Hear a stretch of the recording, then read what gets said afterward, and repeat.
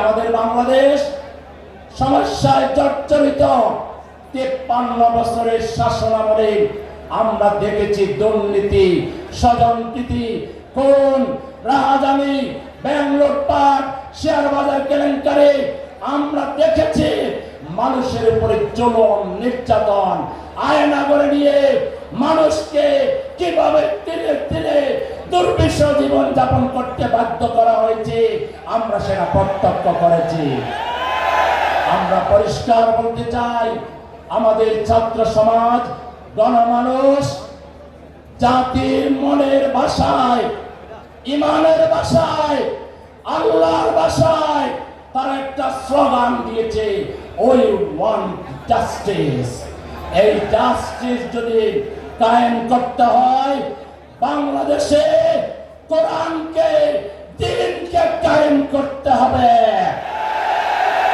একমাত্র নাকিমুদ্দিন ওয়ালা তাতাফাররাকু ফি, এর ভিত্তিতে 18 কোটি মানুষ আমরা যদি ঐক্যবদ্ধ হতে পারি, বাংলাদেশের উপর আর কেউ দাদাগিরি করতে পারবে না। সেই কোরআনের সমাজ যদি প্রতিষ্ঠা করতে হয়, তাহলে আমাদেরকে তার পদ্ধতি আমাদেরকে শিখতে হবে মুহাম্মদুর রাসূলুল্লাহ সাল্লাল্লাহু আলাইহি সাল্লামের জীবন থেকে। লাকাদ কানা লাকুম ফি রাসূলিল্লাহি উসওয়াতুন হাসানা।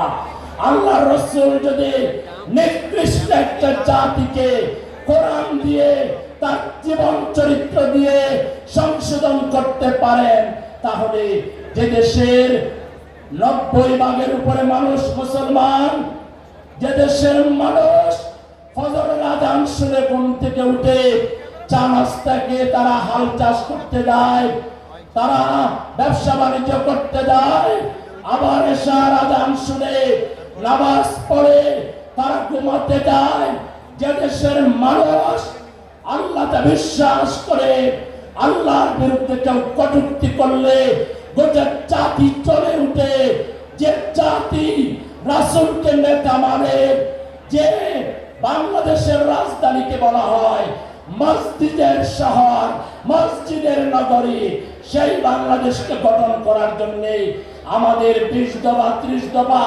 50 দফা লাগবে না। আসুন আল্লাহর ভাষায় ওয়াতাসিমু বিহাবলিল্লাহি জামিআন ওয়ালা তাফাররাকু। 18 কোটি মানুষ কোরআনের ভিত্তিতে, ইসলামের ভিত্তিতে আমরা ঐক্যবদ্ধ হই। বাংলাদেশের সমস্যা সমাধানে মাত্র 5 বছর লাগবে। 5 বছরের ভিতরে বাংলাদেশ থেকে দারিদ্র আমরা হিমা করে পাঠাবো। 5 বছর লাগবে না, 2 বছরের ভিতরে সন্ত্রাসীদেরকে সন্ত্রাস আর অস্ত্র পায়ের নিচে বাধ্য করব। বাংলাদেশে আর কোন সন্ত্রাস চলবে না, কোন খুন হবে না, রাজধানী হবে না। বাংলাদেশ সোনার বাংলাদেশে পরিণত হবে। সেই ধরনের একটা বাংলাদেশ প্রতিষ্ঠায় আমাদেরকে জনগণের কাছে যেতে হবে, দাওয়াত দিতে হবে, ইসলামের সৌন্দর্য তুলে ধরতে হবে, রাসূলের আদর্শ তুলে ধরতে হবে। আজকের শ্রোতা মণ্ডলীকে জিজ্ঞাসা করতে চাই, বাংলাদেশকে আধুনিক কল্যাণ রাষ্ট্রে পরিণত করার জন্য ইসলামের ভিত্তিতে শিক্ষা ব্যবস্থা, সংস্কৃতি, রাজনীতি, অর্থনীতি, তামাদ্দুনিক সব দিককে তৈরি করার জন্য আমাদেরকে যদি আরো পরিশ্রম করতে হয়, আরো ত্যাগ স্বীকার করতে হয়, প্রয়োজনে বাংলাদেশের স্বাধীনতা রক্ষার জন্য, ইসলাম রক্ষার জন্য আমাদেরকে যদি জীবন দিতে হয়, আপনারা কি রাজি আছেন?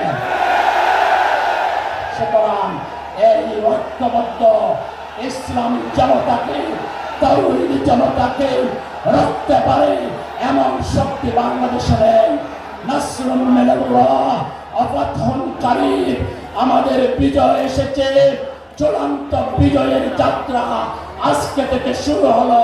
ইনশাআল্লাহ এই বাংলার ৫৮,০০০ বর্গ কিলোমিটার মাটিতে কোরআনের পতাকা পথ পথ করে উঠবে ইনশাআল্লাহ।